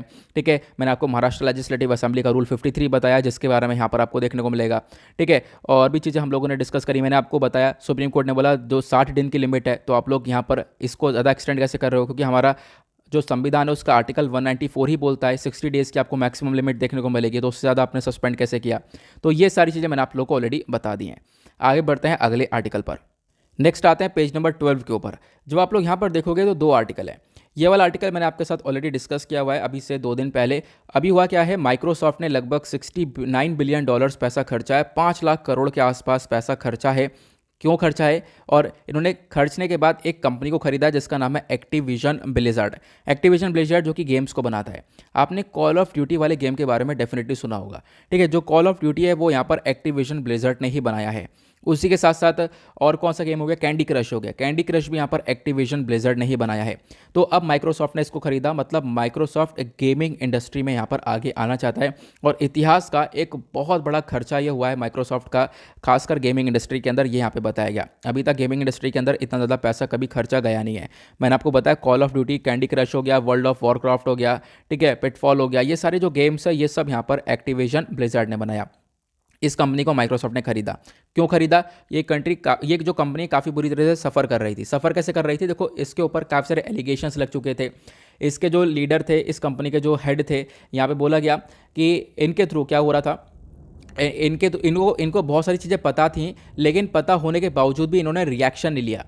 मतलब इनका कहना यह था कि देखो, इनकी जो कंपनी है, इस कंपनी के अंदर बहुत सारे विमेन का हरासमेंट हो रहा है, ठीक है, विमेन का रेप को लेकर काफ़ी सारी चर्चा की गई, लेकिन इनको पता होने के बाद भी इन्होंने कोई स्टेप उठाया नहीं। और इसी वजह से कंपनी की वैल्यू काफ़ी गिर चुकी थी, कंपनी काफ़ी डाउन हो चुकी थी, और अब यहाँ पर कंपनी सफ़र भी कर रही थी। तो इनके लिए तो यहाँ पर एक अच्छा पॉइंट था ये। माइक्रोसॉफ्ट ने बराबर पैसा खर्चा और उसके बाद यहाँ पर इसको खरीदा, ये आप देख पाओगे। लेकिन जब आप लोग देख पाओगे माइक्रोसॉफ्ट आज के टाइम पर क्या कर रहा है, गेमिंग इंडस्ट्री में बढ़ रहा है, और माइक्रोसॉफ्ट ऑलरेडी तीसरे नंबर पर देखने को मिलेगा। आपने एक्सबॉक्स के बारे में सुना होगा, एक्सबॉक्स माइक्रोसॉफ्ट का ही है, ठीक है। उसके साथ साथ यहाँ पर आपको ये देखने को मिलेगा, आज के टाइम पर जब हम गेमिंग इंडस्ट्री के बारे में बात करते हैं तो टॉप 1 गेमिंग इंडस्ट्री के अंदर कौन से देखने को मिलता है? सोनी, ठीक है। मतलब एक होता है टेंसेंट, टेंसेंट गेमिंग इंडस्ट्री में नंबर 1 है, उसके बाद आपको दूसरे नंबर पर सोनी देखने को मिलेगा, तीसरे नंबर पर माइक्रोसॉफ्ट है। और माइक्रोसॉफ्ट चाहता है हम लोग यहाँ पर इनको भी बीट करके टॉप पर आए, आने वाले टाइम पर पॉसिबिलिटी है माइक्रोसॉफ्ट ऐसा करके दिखाए। क्लियर हुआ? ये यहाँ पर इस आर्टिकल में मेंशन किया गया। नेक्स्ट आर्टिकल में चर्चा की गई है वर्ल्ड इकोनॉमिक फोरम के बारे में। रिसेंटली वर्ल्ड इकोनॉमिक फोरम की यहाँ पर एक मीटिंग हुई, आप लोगों को पता होगा, डेवोस समिट के नाम से। वो जो डेवोस समिट है यहाँ पर, इसको हमारे प्राइम मिनिस्टर ने भी अटेंड किया था, प्राइम मिनिस्टर नरेंद्र मोदी जी ने अटेंड किया था। यहाँ पे आप देख पाओगे, है ना, ये रुक भी गए थे, इनको काफ़ी सारी प्रॉब्लम्स फेस करनी पड़ी। क्यों? क्योंकि इनका जो टेलीप्रॉम्प्टर है वो उसके अंदर एक टेक्निकल ग्लिच आ गया था। मैंने आप लोगों को वो सारी चीज़ें बता रखी हैं ऑलरेडी, लेकिन कोई बात नहीं। इस आर्टिकल में देखो वर्ल्ड इकोनॉमिक फोरम के बारे में बताया गया है, तो प्रीलिम्स में डेफिनेटली इस बॉडी के रिगार्डिंग आपसे क्वेश्चन बन सकता है। तो होता क्या है, मैं आपको ये बता देता हूँ। जब हम लोग वर्ल्ड इकोनॉमिक फोरम के बारे में बात करते हैं तो बेसिकली यहाँ पर एक स्विस नॉन प्रॉफिट फाउंडेशन देखने को मिलेगा। मतलब इनका कोई भी एक तरीके से आप कह सकते हो प्रॉफिट कमाने का मकसद नहीं देखने को मिलता है। इस बॉडी को एस्टेब्लिश किया गया था 1971 में, ध्यान रखना। कहाँ पर बेस्ड है? स्विट्जरलैंड के अंदर, जेनेवा के अंदर आपको ये बेस देखने को मिलेगा। उसके बाद यहाँ पर होता क्या है, इस बॉडी का मेन मिशन क्या है, मतलब इस वर्ल्ड इकोनॉमिक फोरम का मेन काम क्या है? इसका मेन काम है कि क्या करना, एक तरीके से बहुत सारी कंट्रीज़ को लेकर आना साथ में, और कंट्रीज़ को लेकर आने के बाद यहाँ पर बहुत सारे जो विवाद हैं, खासकर बिजनेस को लेकर इंगेज करना, पॉलिटिक्स को लेकर इंगेज करना, एकेडमिक्स को लेकर इंगेज करना, तो आपस में कंट्रीज़ को लेकर आना और इन टॉपिक्स के ऊपर बातचीत करना। क्लियर हुआ? तो इसी के लिए यहाँ पर बहुत सारी कंट्रीज़ वगैरह जो है अटेंड करती हैं डेवोस समिट को, जो कि वर्ल्ड इकोनॉमिक फोरम यहाँ पर हेल्ड करता है। अब वर्ल्ड इकोनॉमिक फोरम के फाउंडर और एग्जीक्यूटिव चेयरमैन कौन है? उनका नाम है क्लास स्क्वैब। और देखो, बहुत सारी जो रिपोर्ट्स हैं वो वर्ल्ड इकोनॉमिक फोरम के थ्रू पब्लिश की जाती हैं। जैसे हो गया एनर्जी ट्रांजिशन इंडेक्स हो गया, ग्लोबल कॉम्पिटिटिवनेस रिपोर्ट हो गया, ग्लोबल आईटी रिपोर्ट हो गया, ठीक है। उसके बाद यहाँ पर आप देख पाओगे वर्ल्ड इकोनॉमिक फोरम, ये आपको देखने को मिल जाएगा। मतलब अलग अलग यहाँ पर इंडेक्स हैं जो भी पब्लिश किए जाते हैं, अलग अलग जो रिपोर्ट्स हैं वो भी पब्लिश की जाती हैं। उसके बाद ग्लोबल जेंडर गैप रिपोर्ट, जो कि बहुत ज़्यादा चर्चा में रहती है ना, ये भी यहाँ पर वर्ल्ड इकोनॉमिक फोरम ही लेकर आता है। उसके बाद ग्लोबल रिस्क रिपोर्ट हो गया, ग्लोबल ट्रैवल और टूरिज्म रिपोर्ट हो गया। तो ये सारी रिपोर्ट्स और इंडेक्सेस ये वर्ल्ड इकोनॉमिक फोरम लेकर आता है, इसके बारे में ज़रूर ध्यान रखना। तो चलो मैं आप लोग को एक ओवरव्यू ये भी दे देता हूँ कि हमारे प्राइम मिनिस्टर ने इस डेवोस समिट के अंदर क्या क्या बोला था, ठीक है। तो हाल ही में यहाँ पर इस समिट को अटेंड किया गया हमारे प्राइम मिनिस्टर के थ्रू। इन्होंने यहाँ पर इंडिया की काफ़ी हद तक तारीफ करी, इंडिया को प्रेज़ किया और बोला भारत ने यहाँ पर वन अर्थ और वन हेल्थ वाला जो विजन है इसको फॉलो किया है। मतलब कि हमने यहाँ पर आप कह सकते हो दुनिया भर की कंट्रीज़ की काफ़ी हेल्प करी है, ठीक है। कोविड-19 के टाइम पर भारत ने बहुत सारे लोगों की जान बचाई है। हम लोगों ने कैसे जान बचाई? हम लोग को उनको मेडिसिन प्रोवाइड करवाई है, वैक्सीन प्रोवाइड करवाई है कोविड-19 के टाइम पर। इंडिया ने लगभग 1154.173 लाख डोजेज ऑफ कोविड-19 वैक्सीन्स को डिलीवर किया है अलग अलग कंट्रीज़ में। लगभग 97 कंट्रीज़ के अंदर इतनी सारी वैक्सीन्स को डिलीवर किया गया। और भारत आज के टाइम पर दुनिया का 3rd लार्जेस्ट फार्मास्यूटिकल प्रोड्यूसर देखने को मिलेगा। फार्मेसी टू द वर्ल्ड भी यहाँ पर इसको बोलते हैं। तो उन्होंने यहाँ पर इंडिया को काफ़ी प्रेज़ किया। दूसरा पॉइंट हमारे प्राइम मिनिस्टर ने उठाया वो यह है कि रिसेंटली भारत ने बहुत सारे रिफॉर्म्स करे हैं, बदलाव करे हैं इंडिया के अंदर, जैसे कि हम लोग फिजिकल और डिजिटल इंफ्रास्ट्रक्चर के ऊपर काम कर रहे हैं। हम लोग ने लगभग 6 लाख गांव में ऑप्टिकल फाइबर की कनेक्टिविटी को पहुंचाया है, ठीक है। और भी लगभग 1.3 ट्रिलियन डॉलर्स पैसा को इन्वेस्ट किया गया है इंफ्रास्ट्रक्चर को अच्छा करने में, ऐसा यहाँ पे हमारे प्राइम मिनिस्टर ने बोला। फिर प्राइम मिनिस्टर बात करते हैं गति शक्ति नेशनल मास्टर प्लान के बारे में। गति शक्ति नेशनल मास्टर प्लान हम लोग लेकर आए। इसमें हम लोग क्या करेंगे, अलग अलग मिनिस्ट्रीज़ को साथ में लेकर आएंगे ताकि मिनिस्ट्रीज़ सब साथ में मिलकर काम करें और इंफ्रास्ट्रक्चर को और अच्छा बनाएं, कनेक्टिविटी को और अच्छा बनाएं। तो भारत यहाँ पर कनेक्टिविटी और इंफ्रास्ट्रक्चर के ऊपर बहुत अच्छे से ध्यान दे रहा है। फिर उसके बाद इनका कहना यह था कि भारत आज के टाइम पर दुनिया का सबसे बड़ा secure successful digital payment platform लेकर आया, यूपीआई है ना, यूनिफाइड पेमेंट इंटरफेस आपको देखने को मिलेगा। और भारत के अंदर बहुत ज़्यादा ट्रांजैक्शंस हुई हैं। अगर हम लोग इस ट्रांजैक्शन के बारे में बात करें तो दिसंबर 2021 मतलब पिछले महीने की बात है, तब तक लगभग 4.4 बिलियन ट्रांजैक्शंस हो चुकी हैं यूपीआई के थ्रू। तो अपने आप में बहुत इंपॉर्टेंट डेटा देखने को मिलेगा। इससे पता चलता है कि भारत कहीं ना कहीं डिजिटल वे में कितना ज़्यादा आगे निकल चुका है। उसके बाद यहाँ पे बताया गया भारत आज के टाइम पर एक इन्वेस्टमेंट डेस्टिनेशन है, ऐसा हमारे प्राइम मिनिस्टर ने बताया। इन्वेस्टमेंट डेस्टिनेशन का कहने का मतलब है कि हम लोगों ने बहुत सारे जो टैक्सेशन वगैरह की प्रॉब्लम्स है उनको रिजॉल्व किया है और काफ़ी कुछ जगह पर हमने चीज़ों को सिंप्लीफाई किया है। टैक्स का जो मामला होता है वहाँ पे काफ़ी तक सिंप्लीफाई किया है। इसकी वजह से यहाँ पर बहुत सारा इन्वेस्टमेंट आया है हमारे कंट्री के अंदर। और आज के टाइम पर भारत यहाँ पर 3rd लार्जेस्ट नंबर पर आता है with respect to the unicorns. मतलब जो यूनिकॉर्न कंपनीज होती हैं, यूनिकॉर्न स्टार्टअप्स होते हैं बेसिकली, इनकी जो वैल्यू होती है, ये जो स्टार्टअप होता है इनकी लगभग $1 बिलियन की वैल्यू देखने को मिलती है। तो यहाँ पर आज के टाइम पर ये जो यूनिकॉर्न है इनकी मात्रा भी काफ़ी बढ़ चुकी है और इस कैटेगरी में भारत तीसरे नंबर पर स्टैंड करता है। यहाँ पर ये इनके थ्रू बताया गया। क्लियर हुआ? तो मैंने आपको ये इन्फॉर्मेशन भी दे दी है। उसके बाद आते हैं नेक्स्ट पेज पर आते हैं पेज नंबर 13 के ऊपर, दैट इज बिजनेस सेक्शन। देखेंगे इकोनॉमी के पॉइंट ऑफ व्यू से इंपॉर्टेंट आर्टिकल को। एक लौता आर्टिकल देखने को मिलेगा, अगेन एक और बहुत ज़्यादा शानदार आर्टिकल देखने को मिलने वाला है। मतलब जो भी आर्टिकल आज हमने डिस्कस किया वो बहुत ज़्यादा ज़बरदस्त हैं। यहाँ पे इंडिया चाइना के ट्रेड के बारे में डिस्कशन किया गया है। हमने देखा साल 2021 के अंदर भारत और चाइना का जो व्यापार है उसने रिकॉर्ड तोड़ दिया। रिकॉर्ड तोड़ दिया का मतलब यह है 125 बिलियन डॉलर्स का व्यापार हुआ है यार, कि ये कोई आम बात नहीं है। और इसमें इंडिया को घाटा हुआ है। कहोगे इंडिया को घाटा हुआ है, बिल्कुल ऐसा हुआ है क्योंकि इंडिया ने एक्सपोर्ट तो कम किया, इंपोर्ट ज़्यादा कर लिया है। ये आपको देखने को मिलेगा, वो हम लोग थोड़ा सा डिस्कस करेंगे। एक इंपॉर्टेंट मुद्दा है खासकर GS paper 2 plus GS paper 3 के पॉइंट ऑफ व्यू से, क्योंकि इकोनॉमी का पोर्शन भी यहाँ पर कवर किया गया है। तो न्यूज़ में क्यों है ये, मैंने आपको बताया। इंडिया का जो व्यापार है चाइना के साथ 2021 के अंदर वो 125 बिलियन डॉलर्स को क्रॉस कर चुका है।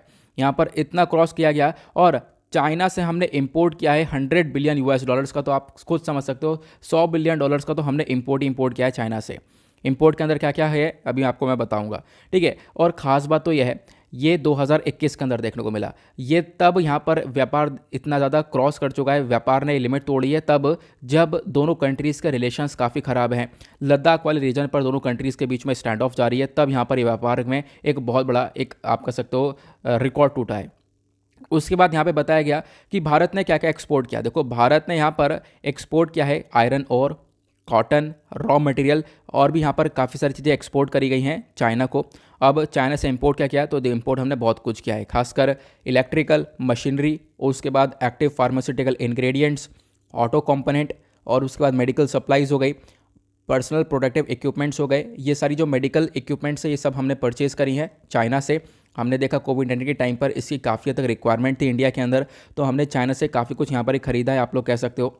उसके बाद यहाँ बताया गया इन सब चीज़ों की वजह से दोनों कंट्रीज़ का जो बायलैटरल ट्रेड है वो काफ़ी हद तक ग्रो करता हुआ नजर आया है, ठीक है। 43% की ईयर ऑन ईयर ग्रोथ देखने को मिली है। साल ब साल यहाँ पर 43% की यहाँ पर ये ग्रोथ देखने को मिली है दोनों कंट्रीज़ के व्यापार के बीच में। तो दोनों कंट्रीज़ आज के टाइम पर व्यापार के मामले में बहुत इंपॉर्टेंट पार्टनर्स बन चुके हैं। प्लस मैंने आपको बताया ये जो व्यापार हुआ वो बात अलग है, लेकिन ये ट्रेड डेफिसिट देखने को मिला है, व्यापार के अंदर काफ़ी घाटा देखने को मिला है। किसको? भारत को। भारत की बात करें तो इंडिया ने लगभग 69.38 बिलियन डॉलर्स का घाटा यहाँ पर एक तरीके से सहा है साल 2021 के अंदर। ये अपने आप में बहुत बड़ा यहाँ पे नंबर आपको ये देखने को मिलेगा, ऐसा बताया गया। क्यों? क्योंकि हमने इंपोर्ट ज़्यादा कर लिया है। हमने चाइना से इंपोर्ट तो ज़्यादा किया और चाइना को एक्सपोर्ट हम लोगों ने बहुत कम किया है। अब ऑब्वियस सी बात है, इंपोर्ट ज़्यादा कर रहे हैं, हमारी करेंसी जा रही है। एक्सपोर्ट कर रहे हैं, अगर एक्सपोर्ट हम लोग करते हैं काफ़ी सारा, तो फिर हमारे पास फॉरेन करेंसी आती है, हमारा फॉरेक्स रिजर्व भी बढ़ता हुआ नजर आता। लेकिन आज के टाइम पर ऐसा कुछ हुआ नहीं है।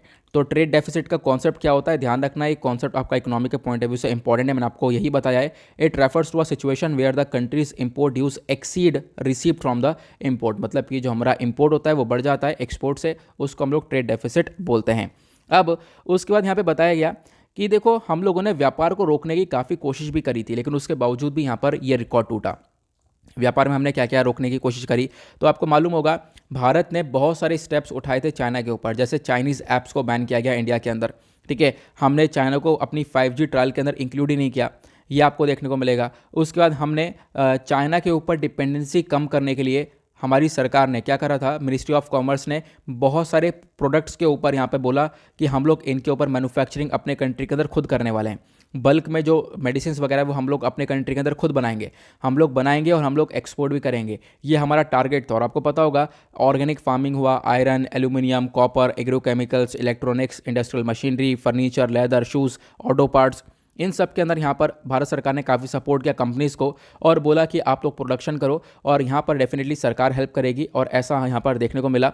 और बोला ही क्या था कि हम लोग चाइना को टैकल करेंगे, लेकिन ऐसा हुआ नहीं। और आप देख पाओगे, मैंने आपको एग्जैक्टली बताया, एक्सपोर्ट तो कुछ नहीं हो पाया, इंपोर्ट जो है एकदम धड़ाम से काफ़ी तेज़ी से इंक्रीज़ हुआ है, ऐसा बताया गया है ना। और उसके बाद यहाँ पर मैंने आपको बता ही दिया, $125 बिलियन का ट्रेड देखने को मिला। वो क्या क्या हुआ, क्या क्या आइटम्स हमने एक्सपोर्ट इंपोर्ट किए हैं, वो यहाँ पर मेंशन करे गए, मैंने आपको उन आइटम्स के बारे में बता दिया है। और खास बात यह है कि जब स्टैंड ऑफ चल रहा है तब की बात है, ये स्टैंड ऑफ चल रहा है, मैंने आपको बताया कि दोनों कंट्रीज़ के रिलेशंस काफ़ी ख़राब हैं।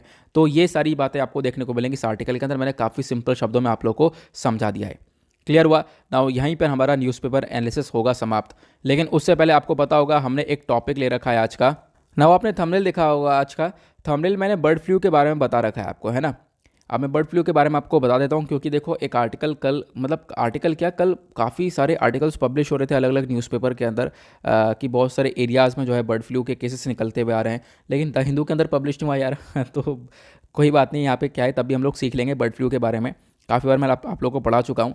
अब देखो होता क्या है ना, एक थंबनेल मैं अलग से तैयार करता हूँ, थंबनेल तैयार करने में काफ़ी टाइम लग जाता है, तो एक टॉपिक पे पहले से एक रात पहले ही चूज़ करके रख लेता हूँ, उसके ऊपर एक थंबनेल बना लेता हूँ और वो टॉपिक आपको पढ़ा दिया जाता है अगले दिन, ताकि एक थंबनेल रेडी रहे और वीडियो हमारा जल्द से जला पाए। और इसी वजह से आजकल मैं वीडियो 6:30-7 बजे के बीच में अपलोड कर देता हूँ। 7 बजे से पहले पहले वीडियो अपलोड हो जाता है, आप लोगों ने देखा होगा, है ना। तो ये हम कर रहे हैं आज के टाइम पर। तो अभी क्या हुआ, हम लोग बर्ड फ्लू के बारे में बात करेंगे। तो जो एवियन इन्फ्लुएंजा या फिर बर्ड फ्लू है, ये अपने आप में हाईली कॉन्टेजियस वायरल डिजीज़ ये देखने को मिलती है। ठीक है, उसका बताया, देखो ये जो डिजीज़ है या जो बर्ड फ्लू देखने को मिलता है, ये कहीं ना कहीं इसको हम लोग ये जो होता है किसकी वजह से होता है, ये इन्फ्लुएंजा टाइप ए वायरस की वजह से होता है। और ये जो इन्फ्लुएंजा टाइप ए वायरस है, ये कहीं ना कहीं बर्ड्स को अफेक्ट करता है, चिकन्स को, टर्कीज़ को, यहाँ पर ये जो हमारे मुर्गे होते हैं, इन मुर्गियाँ होती हैं, इनको यहाँ पर काफ़ी हद तक अफेक्ट करता हुआ नज़र आता है।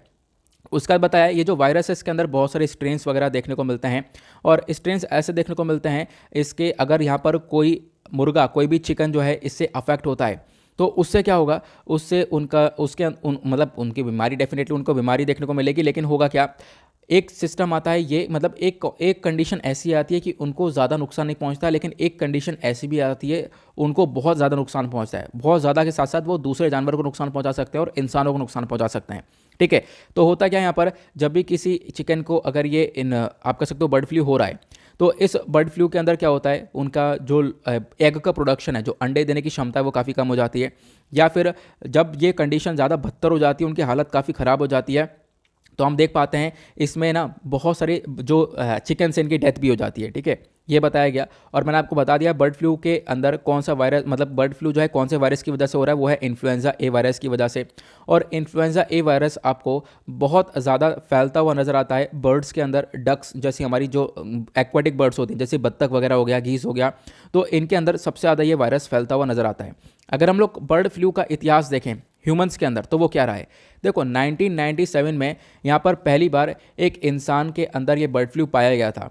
ठीक है, एक इंसान को ये बर्ड फ्लू हुआ था, कब, हांगकांग के अंदर, ध्यान रखना कब, 1997 में। और वो कौन सा वायरस था, वो था H5N1, मतलब H5N1 स्ट्रेन था इसी बर्ड फ्लू का। क्लियर हुआ। फिर उसके बाद वो H5N2, H9N2 करके बहुत सारे ये वायरस आने लगे और एनिमल से इंसानों के अंदर जाने लगे। तो आपका क्वेश्चन ये होगा, क्या यहाँ पर ये बहुत आसानी से ह्यूमंस के अंदर फैल जाता है? देखो बिल्कुल आसानी से नहीं फैलता है, आपको ध्यान रखना है। होता क्या है यहाँ पर, एक व्यक्ति मान लो एक ऐसे जानवर के पास चला गया जिसको बर्ड फ्लू है, ठीक है, किसी ऐसे चिकन के पास चला गया जिसको बर्ड फ्लू है, तो यहाँ पर उस एनिमल से कांटेक्ट में आ सकता है वो ह्यूमन, ठीक है। तो यहाँ पे आपको ध्यान रखना है, होता क्या है, जब भी कोई इंसान, जब भी कोई पीपल कांटेक्ट में आता है किसी भी डेड बर्ड्स के साथ में, कोई यहाँ पर डेड बर्ड हो गया, उसको बर्ड फ्लू हुआ है, तो अगर वो उसके कांटेक्ट में आ जाए तो उस व्यक्ति को भी यहाँ पर ये बर्ड फ्लू हो जाता है। लेकिन अभी तक ऐसा नहीं बताया गया, ह्यूमन टू ह्यूमन ये ट्रांसफर नहीं होता। जैसे कोविड-19 इंसानों से इंसानों में फैल रहा है, वैसा यहाँ पर ये नहीं देखने को मिलेगा, ठीक है। यहाँ पर पर्सन टू पर्सन ये इन्फैक्ट नहीं करता है, ये आप लोग को ध्यान रखना है। क्लियर हुआ, ये बताया गया। प्लस उसके बाद ये भी कुछ एविडेंसेस हैं कि मान लो ये जो बर्ड फ्लू है किसी भी यहाँ पर जानवर को देखने को मिलेगा, तो उसको यहाँ पर क्या कर सकता है, मतलब ये बोला जाता है कि आप लोग को फिर चिकन नहीं खाना चाहिए, ये सब कुछ खाना नहीं चाहिए। तो यहाँ पर रिपोर्ट्स बताती है कि आप लोग खा सकते हो, बस खाली उसको अच्छे से हीट करना होता है। अच्छे से हीट अगर करोगे तो वो उस हाई टेम्परेचर पर जो वो यहाँ पर स्ट्रेन होता है वो मर जाता है, ऐसा बताया जाता है, वो जो डिजीज़ है वो मर जाती है, और उसके बाद यहाँ पर आप लोग वो चिकन भी खा सकते हो, ऐसा यहाँ पर काफ़ी सारे रिपोर्ट्स बताती हैं।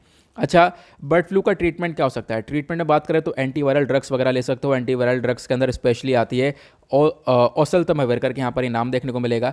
ये यहाँ पर ह्यूमंस को काफ़ी हद तक बचा सकता है, तो आप लोग ये कह सकते हो। प्लस जो बर्ड्स वगैरह है उनको वैक्सीनेशन दिया जाता है बर्ड फ्लू का, उससे भी यहाँ पर बचाया जा सकता है, और बर्ड फ्लू जो है उससे फैलता हुआ नहीं नजर आएगा। क्लियर हुआ, ये मैंने आप लोगों को बता दिया। नाउ अब हम लोग क्या करने वाले थे, एक चीज़ और थी, हाँ यार, वो ये था कि हमने जो स्टार्टिंग में क्वेश्चन लिया था प्रीलिम्स का, उसका आंसर देखना था, ठीक है। उसका आंसर क्या है मैं आपको बता देता हूँ, फिर उसके बाद वीडियो को एंड करेंगे। तो ये जो आंसर है बेसिकली, क्वेश्चन आप लोगों से पूछा गया था, who was the first speaker of the Lok Sabha, तो इसका करेक्ट आंसर आपको देखने को मिलेगा आंसर बी। इनका नाम है जीवी मावलंकर।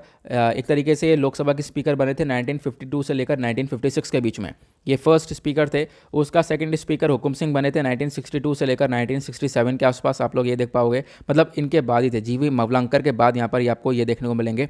उसके बाद यहाँ पर जो के एम मुंशी का नाम है, यूएन देवर का नाम है, ये कभी स्पीकर बने ही नहीं लोकसभा के, तो आपको ध्यान रखना है।